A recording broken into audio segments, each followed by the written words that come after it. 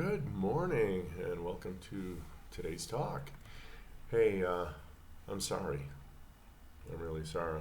Yeah, I went from keto to ketovore to carnivore, and I think I'm pretty transparency. I do eat a little bit of seasoning veg, for example, cilantro, onion, some Mexican salsas. Of course, homemade. And I'm really sorry. I guess the diet is actually great, and that's why I'm going to use the word apology in the sense of defense, a formal defense. I'm not sorry about nothing, guys. Carnivore is awesome. So what did I do to find out kind of what the mainstream discusses? Well, there's a website, Healthline. I'll post everything below. And one Amy Richter, a registered dietitian who specializes in skin conditions and gut health, has given her opinion on the carnivore diet, and I'm going to give an alternate opinion on this. Her education is from Missouri State University, Bachelor of Science, Cox College, Master's of Science. Currently pursuing additional training in functional nutrition through the integrative and Functional Nutrition Academy. Her certifications: she is a certified LEAP therapist, CLT, don't know what that means, and her affiliations are Nutritionist Answers. Now, when I go to that website, the very first thing that pops up are a few articles, and I don't see any meat on those articles. So right away, boom, like Dr. Westman says, I think I'm going to go ahead and give it a plant-based bias. I'm sorry. Amy never indicates having tried this diet. So, again, according to her affiliation, and she seems to have a vegan, vegetarian shtick about her.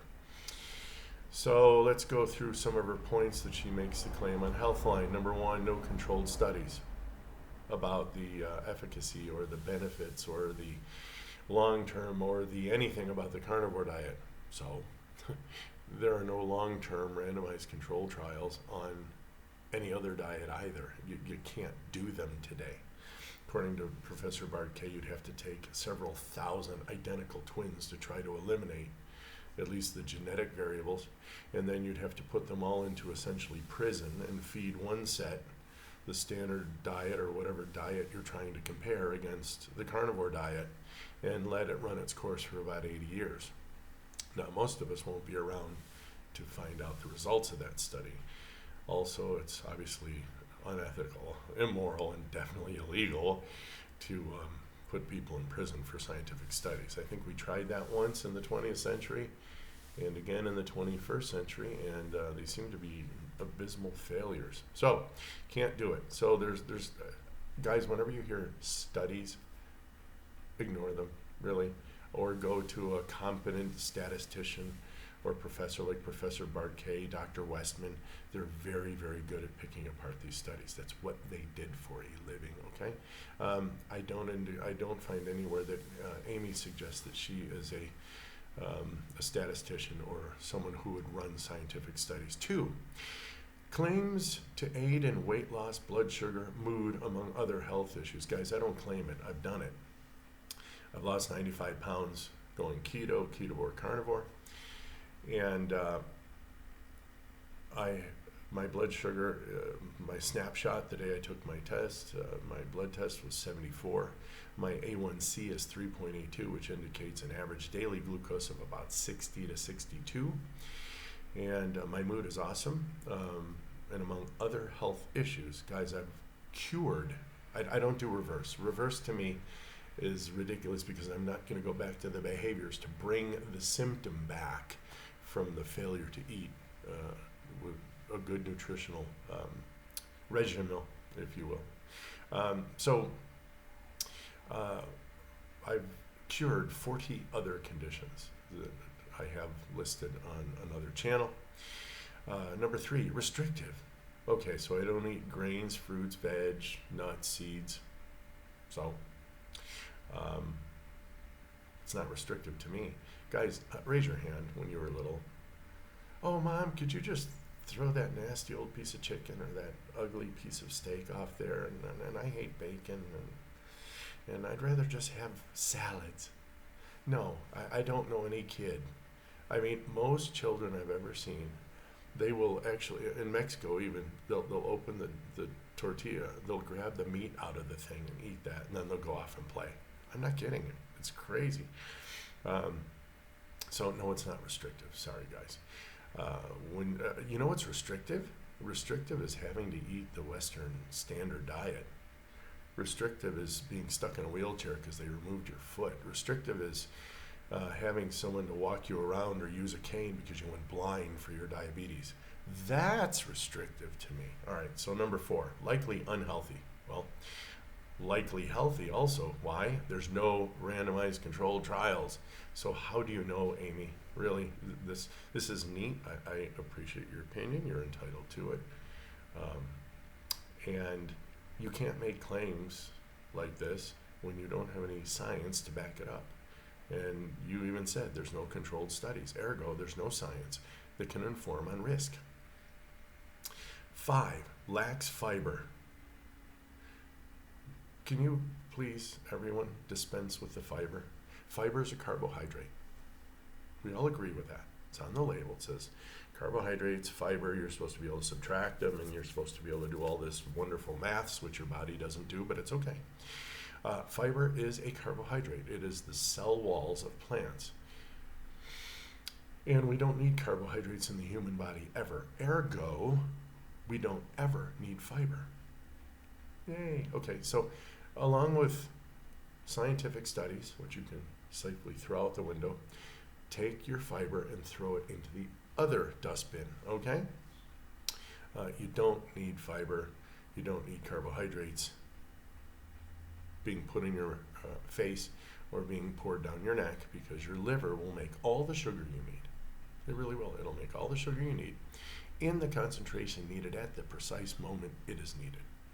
There we go. That's done. 6, loaded with salt.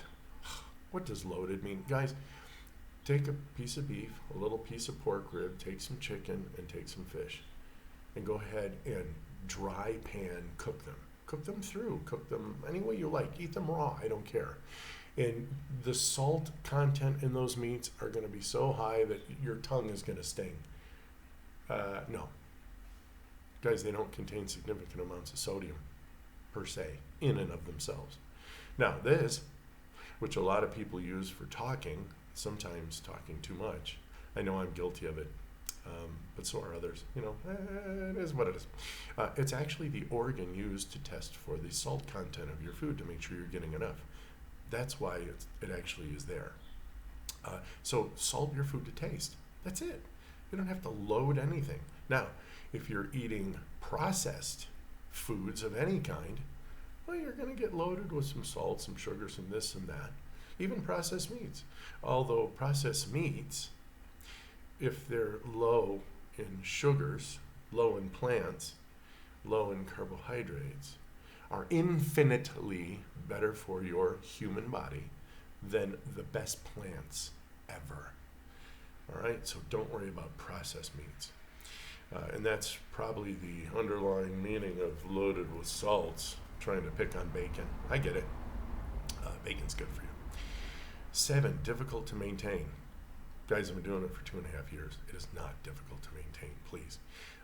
And why, Amy, do you think it's difficult to maintain? Have you ever tried it? Okay. I would, and just because you're you, I would go one day to the next from whatever diet you're doing straight into carnivore. Suffer through that keto flu and spend your 3 to 5 days suffering from your sugar withdrawals. Okay? If you don't go through the keto flu, then you definitely were not a sugar addict, and I applaud you for that. That's excellent. And then do that for 3 months, and then come back and let us all know how difficult it was to maintain. I've been doing keto or carnivore, specifically mostly meats with less than 1% by weight of any plant material whatsoever for the last just about 2 years. I have loaded down that November's when I started. So 8, follow a well-rounded or balanced diet. According to whom, Amy? There's no studies. I'm sorry, there's no studies that indicate what the human being should or must eat. We can't do them. So how do you know a well-rounded, and you really mean balanced, but I guess people are getting tired of hearing that word. Well-rounded would include meat. Yet when I go out to your newsletter, your other channel, your website, your affiliate site, Nutritionist Answers, you don't have any meat that I've seen. I should see something at least on the facade. There's nothing when I open the page. So there's no studies, mon ami. I'm very sorry. 9, carnivore is not a fad or controversial controversy belief from antiquity. She writes that. She says carnivore is a controversial belief that from antiquity humans ate meat. Of course we ate meat. We have the tribes of northern Canada that prove, unless you can find, go to the ice flows up north where these indigenous tribes live and try to find ample salads, fruits, vegetables, nuts, legumes, etc. Go ahead. I'll wait. I'll be right here. You back yet? Yeah, they don't have it. Amy, they eat fish, they eat seals, and sometimes they grab a polar bear if they can get one. It's about all they eat. And are you going to sit there and tell them, hey guys, for the last 10,000 some odd years, you've been doing it wrong? Okay. Anyway, no, carnivore is not a fad. It's actually the diet. If you want a fad, over the last 10 to 15,000 years, we added grains to our diet. That's a fad, because we've been on this planet, depending on whom you listen to, for 2,500,000 years, and only in the last 10 to 15,000 years. Go ahead and divide that out. The number's really small. You're going to find that eating plants is a fad. All right? So let's go ahead and compare apples to apples. Ish. All right, so anyway, yeah, that's a fad diet. Carnivore is not a fad diet, not in the least. Number 10. Again, I suggested the native tribes in northern Canada have done this for thousands of years, and they're in great shape. So 9 and 10 are kind of interchangeable. I don't know.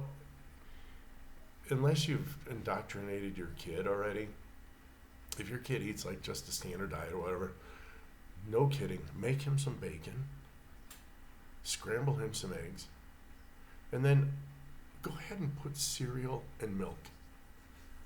And honestly, see what the kid prefers. It'd be an interesting study. It wouldn't be randomized. It wouldn't be controlled, because we couldn't obviously throw kids in a dungeon for a couple of weeks to find out what they preferred for breakfast. I am unless they're really addicted to sugar, which by now they probably are, I think once they taste that bacon, they're going to munch on that. Give them a taste of each and let them go. Do this at home. Set them up with some bacon and eggs, and set them up with their little, puffy puffs with their little non-fat, high-sugar milk, and just see what the heck. And then number 11 is this ridiculous idea of vitamin C. Now, this wasn't mentioned in the article that I read, but it comes up. Do I look like I have scurvy to you? You're going to notice my purpura. You're going to notice the definite lack of collagen in my skin. You're going to notice the lack of teeth health. My gums are obviously bleeding. All right, I thought I'd show you those. Wahoo. I'm almost 57. I've been on this thing for 2 years. I have had bad teeth in the past. I had a pseudo gingivectomy where they actually went in and they cut out large portions of my gums that were so infected. It was crazy. And I was a brusher and a flosser. And I couldn't figure out what the heck. Why would God make teeth that are no good? Really. Oops. Now carnivore. So vitamin C real quick. Most people who eat a lot of carbs require milligrams of vitamin C per day. Again, they don't really know for sure. They're guessing. Because the vitamin C actually competes with the cell, with sugar to get into the cell. And the cell is forced to take sugar first because the body doesn't want to poison itself and acidify itself and kill itself as it gets rid of the sugar and goes hypo, and then you come into a whole other bunch of problems. But carnivores, since we don't eat any exogenous carbohydrates, vitamin C has no problems accessing the GLUT4 pathway, the membrane, the GLUT4 receptor, if you will. And here's the deal. Carboholics need milligrams, which is 1 followed by 3 zeros, right? Mill, 1,000. According to Professor Bart Kay, it appears that the carnivore needs nanograms of vitamin C, which is nano is 1 followed by 9 zeros. So, in fact, the person who eats carbohydrates requires 1,000,000 times more vitamin C than a carnivore, right? So I hope I put that to rest. Again, I ordinarily like Healthline. It's fine, but it's mainstream, of course. Cleveland Health, Mayo Clinic, Harvard, and who else? I've seen some other ones. They're all doing, let me just one last minute here touch on this belief on point 9 that I made. Guys, belief is based on your fairy tales of your theology or ideology. All right, I have a phrase that I say. Ideology is literally idiotology, or the study of idiots. Idio, obviously meaning idea. But I say this because one John Kellogg belonged to a church called the Seventh-day Adventists. And their belief was that certain urges in men are not going to allow you to get into heaven. So he invented cereal and pretty much designed the concept of breakfast as a morning meal required so that you don't die on the way to work. Okay? You don't need breakfast. Your liver will make all the breakfast you need in the mornings. I haven't eaten breakfast even before my delving into ketovore, carnivore. I haven't eaten breakfast in years. I just don't eat it, and I never needed it. But his idea actually worked. When you give a human male lots of grains, processed grains, let's just say he's going to modulate in his understanding of masculinity, etc. He's going to have a lot of estrogen, and I'll let you look all that up all by yourself. His testosterone is going to fall through the floor. Kellogg was right. It did work. But why would you follow some kook from some crazy religion, some fairy tale? Makes no sense. What? You think you're going to get into heaven by eating cornflakes? Please, spare me. So anyway, there's where you get your little beliefs. And our nutrition science was developed by these goofballs. So hey, if you're a Seventh-day Adventist, you want to challenge me in the comments, go for it. I will have you on my channel. I am a theologian and a Catholic apologist, and we'll go to town on the Bible, tradition. We'll talk about whatever you want. All right. As a matter of fact, I think I have a video on this channel about my little treatise on Jehovah's Witnesses. I mean, God, they can. They're great. To each his own. I got Mormon friends. I got a lot of friends. I don't. It's not my problem if they're going to get into heaven or hell. I don't even think I'm going to make it. I mean, I hope I will. But anyway, so little segue there. Let's go ahead and call this a day. So you guys try the carnivore diet for 90 days. See if you like it. I can teach you how to wean off carbohydrates in order that the transition isn't huge, and get it started and prove it to yourself that either it does or doesn't work. Why not? Because there's no studies that are going to be done to do it. Be well.